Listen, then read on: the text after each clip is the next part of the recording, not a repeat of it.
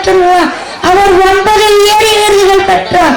1981ஆம் ஆண்டு பத்மபூஷன் விருது, 1990ஆம் ஆண்டு பத்ம விபூஷன் விருது, 1997ஆம் ஆண்டு பாரத ரத்னா தேசிய இந்திரா காந்தி விருது, 1998ஆம் ஆண்டு வீர சாகர் விருது, 2000ஆம் ஆண்டு ராமானுஜர் விருது, 2007ஆம் ஆண்டு அறிவியல் சார்லஸ் விருது, 2008ஆம் ஆண்டு சட்டங்களின் டாக்டர் பட்டம் விருது,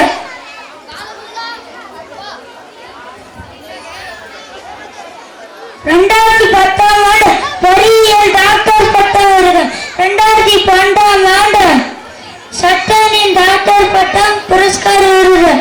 அனைத்து மாணவர்களும் அப்துல் கலாம் கொள்கை பின்பற்றுவோம் என்று உறுதிமொழி. நன்றி, வணக்கம். அருமை அருமை. விஸ்வேஸ்வரன் அப்துல்